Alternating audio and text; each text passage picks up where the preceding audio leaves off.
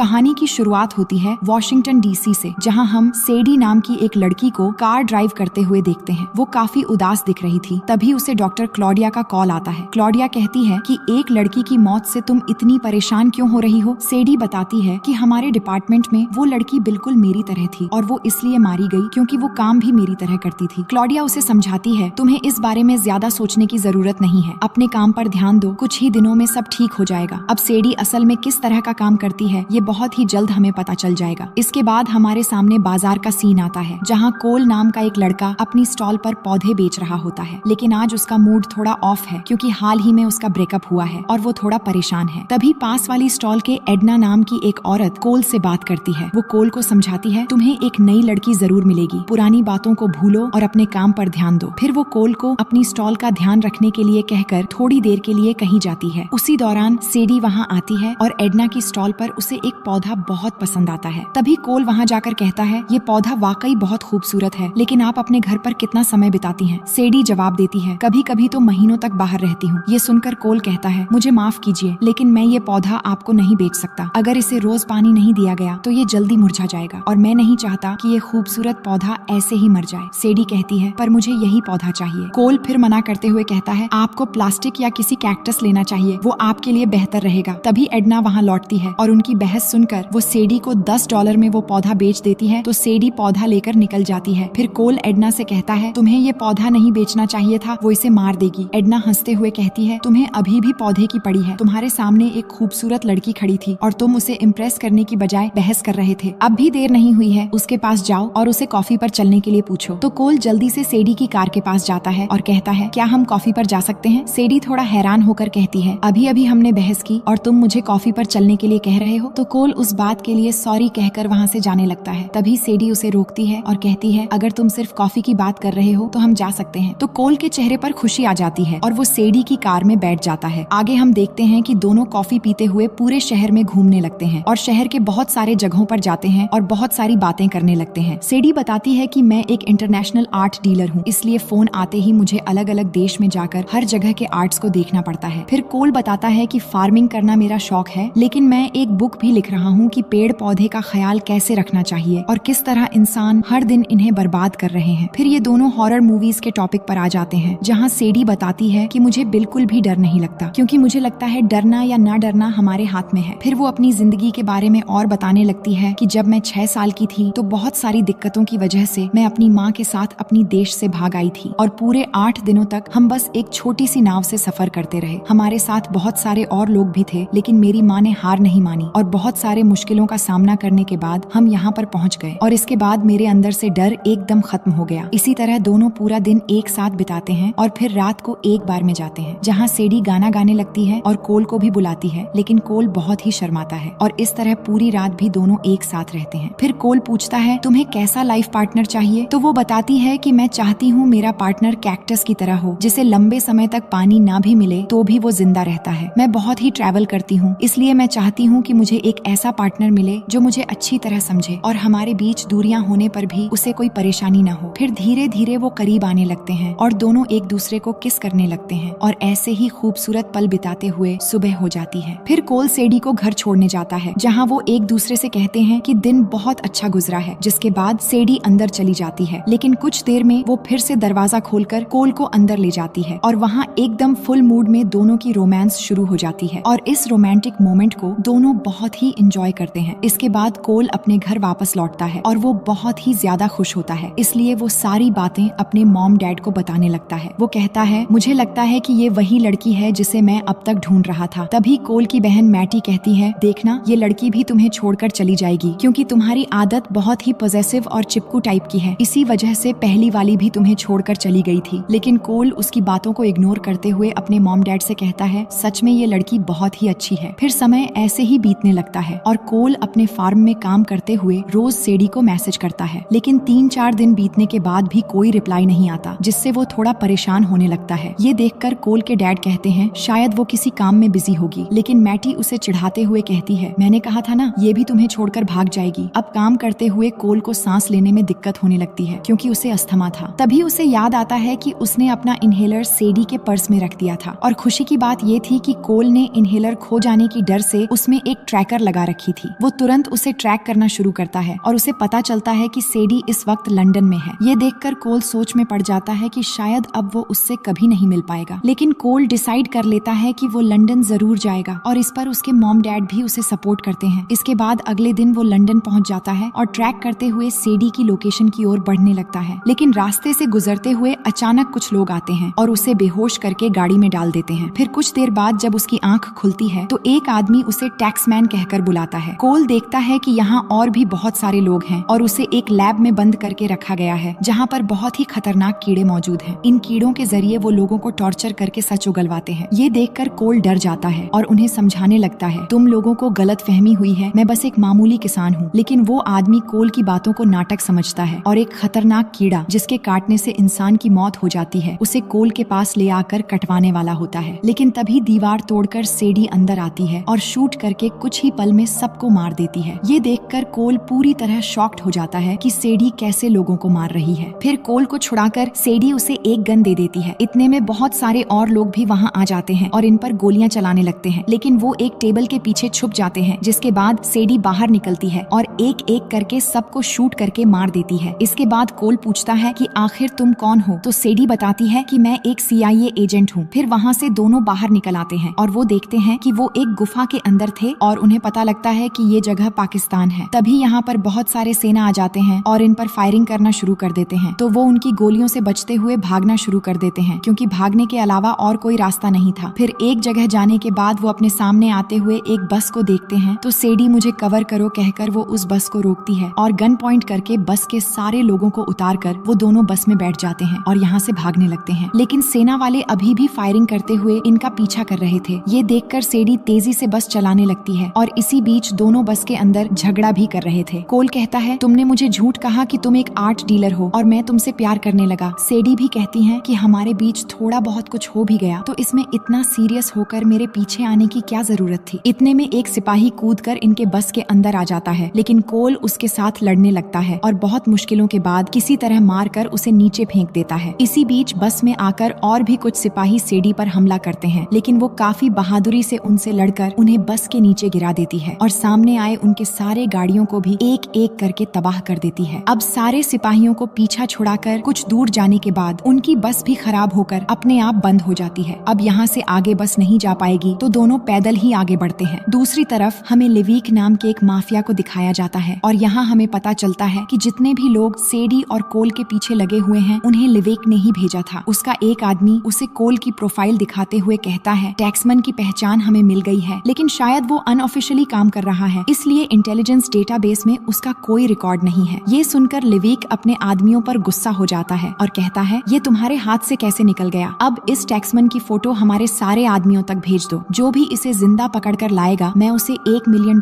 का इनाम दूंगा। इसके बाद सारे लोग कोल के पीछे लग जाते हैं। दूसरी तरफ हम कोल और सेडी को पैदल चलते हुए देखते हैं। कोल कहता है, मुझे वो लोग टैक्समैन समझकर मारने वाले थे, आखिर ये टैक्समैन है कौन। इस पर सेडी बताती है, वो लोग तुम्हें टैक्समैन समझ रहे हैं जबकि असली टैक्समैन मैं हूँ। क्या जरूरत थी तुम्हें यहाँ आने की, अब वो तुम्हें किसी भी हाल में ढूंढकर जान से मार सकते हैं। इसके बाद दोनों टैक्सी लेकर मार्को नाम के एक आदमी से मिलने जाते हैं। दरअसल सेडी मार्को के जरिए कोल को वापस अमेरिका भेजना चाहती थी। अब मार्को बाहर आकर सेडी से किस करते हुए मिलता है, जो कोल को बिल्कुल अच्छा नहीं लगता। असल में सेडी और मार्को किसी मिशन में एक साथ काम कर चुके थे। फिर मार्को और सेडी बात करना शुरू करते हैं और हमें पता चलता है कि सेडी यहाँ इसलिए आई थी क्योंकि उसे जानकारी मिली थी कि एस्टिक नाम का एक बायो वेपन जो बहुत ही खतरनाक हथियार है, इसे चुराने वाले लोग लिवेक के ही आदमी हैं और इससे कई देशों को तबाह किया जा सकता है। और सेडी यहाँ कोल को बचाने के लिए नहीं बल्कि बायो वेपन को हासिल करने आई थी। ये जानकर कोल को और बुरा लगता है कि सेडी उसे बचाने के लिए नहीं आई थी। फिर सेडी मार्को से कहती है, तुम कोल को किसी भी तरह अमेरिका पहुंचा दो। तो मार्को इस काम के लिए मान जाता है और सेडी वहाँ से निकलने लगती है। इसके बाद मार्को भी कोल को लेकर निकलने वाला होता है, लेकिन तभी एक आदमी आकर मार्को को शूट कर देता है और उसने पहले ही सेडी को गन पॉइंट पर ले रखा था। फिर वो आदमी दोनों को चुपचाप आगे चलने के लिए कहता है, लेकिन थोड़ी दूर जाते ही लियोपर्ड नाम का एक आदमी आकर उस आदमी को मार देता है और सेडी और कोल को गन पॉइंट पर लेकर एक कार में ले जाकर बैठने के लिए कहता है। लेकिन कार में पहले से ही गॉड नाम का एक आदमी मौजूद था जो लेपर्ड को मार देता है और गन पॉइंट पर उन्हें कार चलाने के लिए कहता है। यहाँ गॉड बताता है, अब हर कोई तुम्हें पकड़ना चाहेगा क्योंकि लिविक ने तुम्हें पकड़ने के लिए $1 मिलियन का इनाम रखा है। अब थोड़ी दूर जाकर गॉड गॉड कार रुकवाकर दोनों को अपनी गाड़ी में जाने के लिए कहता है, लेकिन रास्ते में एक दूसरी गाड़ी आकर गॉड को उड़ा देती है, जिससे सेडी और कोल आजाद हो जाते हैं और किसी तरह एक गाड़ी लेकर निकल पड़ते हैं। अब रास्ते में कोल बताता है, जब उन लोगों ने मुझे पकड़ा था तब वो बार बार मुझसे किसी पासकोड के बारे में पूछ रहे थे, आखिर इसका मतलब क्या है? ये सुनकर सेडी गुस्से में कहती है, तुमने मुझे ये पहले क्यों नहीं बताया? तभी सेडी को एहसास होता है कि उस बायो वेपन में जो पासकोड है वो लिविक के लोगों को अभी तक नहीं मिला है और पासकोड के बिना वो उस वेपन को कहीं पर भी बेच नहीं सकते। और वो लोग ये समझ रहे थे कि कोल ही वो पासकोड जानता है, इसलिए लिविक ने कोल को पकड़ने के लिए $1 मिलियन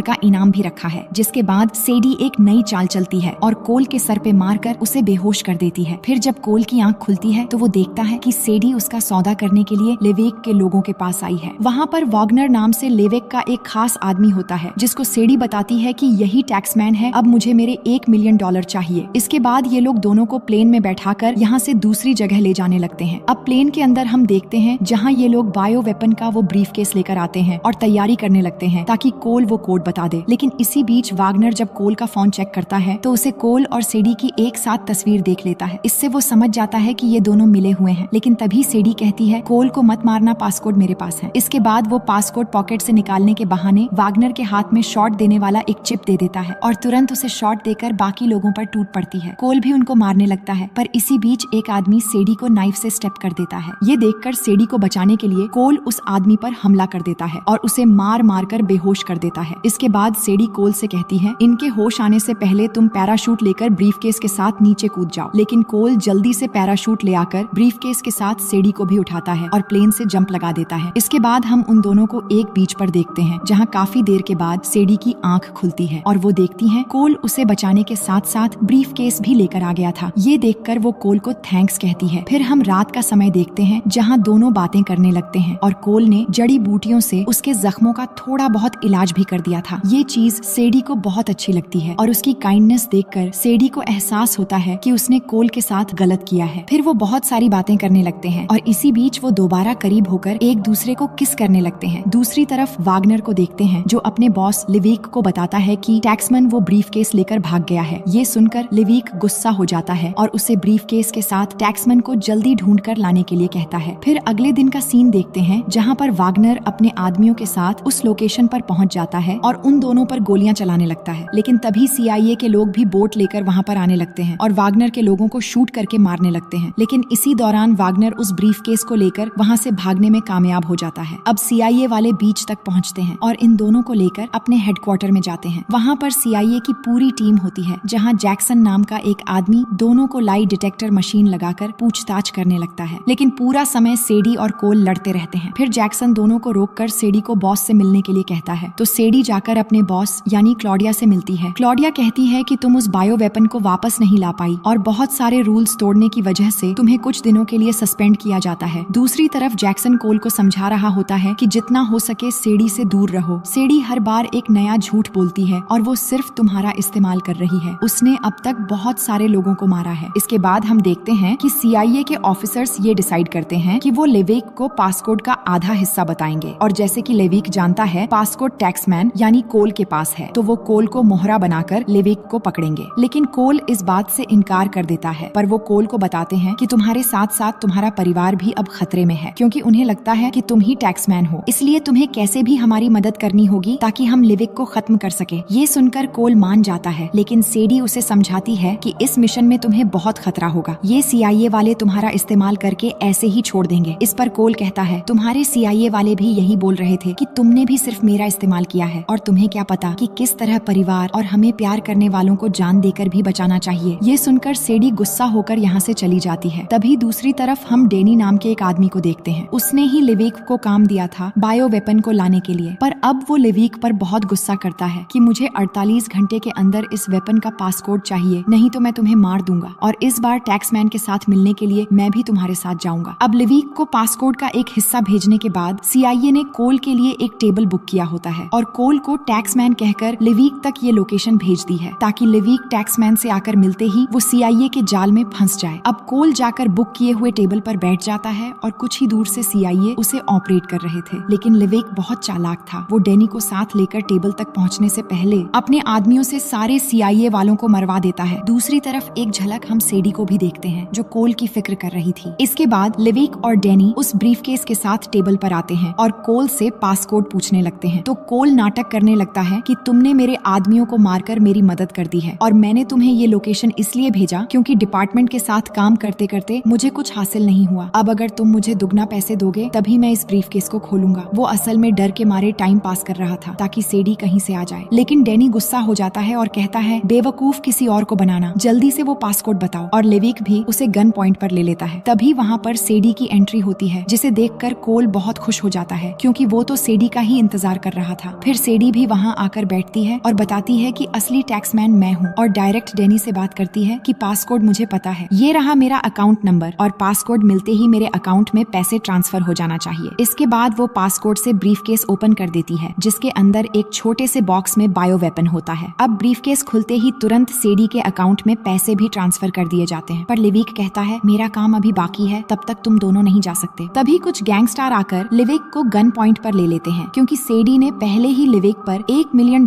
का इनाम रख दिया था। इससे डैनी के लोग भी उन गैंगस्टर्स पर गन पॉइंट कर देते हैं जो देखकर सारे सिविलियन यहाँ से भागना शुरू कर देते हैं। तभी मौका देखकर सेडी उस वेपन को उठाकर यहाँ से भागने लगती है। तब चारों तरफ गोलियां चलने लगती हैं और एक एक करके सारे लोग मरने लगते हैं, लेकिन डैनी के लोग कोल और सेडी को मारना चाहते थे, पर सेडी भी गन से उन्हें शूट करने लगती है और बहुत ही बहादुरी से उनसे लड़ने लगती है। साथ ही कोल भी उनको अपनी स्टाइल में मारने लगता है और उन गैंगस्टर की वजह से दोनों को उन लोगों के साथ लड़ने में थोड़ा बहुत हेल्प भी हो जाता है। इसी बीच जब वागनर आकर सेडी को मारता है तो कोल उस पर टूट पड़ता है और लड़ाई करते हुए दोनों नीचे की तरफ चले जाते हैं। असल में पूरी बिल्डिंग को व्हील की तरह बनाया गया था जिससे पूरी बिल्डिंग को घुमाया जा सकता था, पर नीचे इन दोनों की लड़ाई से मशीन पर फायरिंग लग जाती है और अब पूरा बिल्डिंग घूमने लगती है और ये दोनों ऐसे ही लड़ते रहते हैं। लेकिन दोनों के बीच काफी देर लड़ाई होने के बाद कोल वागनर को मशीन के बीच फेंक देता है जिससे वागनर की मौत हो जाती है, पर इससे मशीन और खराब होकर पूरी बिल्डिंग ज्यादा तेजी से घूमने लगती है। वहीं डैनी लिवेक को सेडी से बायो वेपन लेकर आने के लिए कहता है, लेकिन लिवेक उल्टा उसे ही गोली मार देता है और फिर बायो वेपन लेने के लिए सेडी से जाकर लड़ना शुरू कर देता है। दोनों के बीच बहुत देर तक लड़ाई होती है, लेकिन वहाँ लिवेक सेडी को मारने वाला होता है जो देखकर कोल वहाँ जाता है और लिवेक को दूर हटा देता है, लेकिन लिवेक के हाथ में वो वेपन लग जाता है और वो यहाँ से भागने की कोशिश करने लगता है। तभी सेडी एक बंदूक उठाती है और रूफटॉप पे गोली चलाती है जिससे रूफ का एक पार्ट टूटकर लिवेक के ऊपर गिर जाता है। तभी सेडी उसके हाथ से वेपन ले लेती है और कोल भी सेडी को पकड़कर बचा लेता है और इस तरह वेपन को सेव करने के साथ साथ दोनों की जान भी बच जाती है और वो बहुत खुश होते हैं। अब कहानी के आखिर में हम उन दोनों को घर में देखते हैं जहाँ वो पूरे परिवार के साथ खाना खाते हुए बहुत सारी बातें कर रहे थे। कोल की बहन मैटी भी दोनों को साथ देखकर बहुत खुश थी और वो सबको बताने लगते हैं कि दोनों को कितनी मुश्किलों का सामना करना पड़ा एक साथ होने के लिए, और इन्हें एक साथ देखकर कोल के मॉम डैड भी बहुत खुश होते हैं और इसी हंसी खुशी के साथ कहानी यहीं पर खत्म हो जाती है।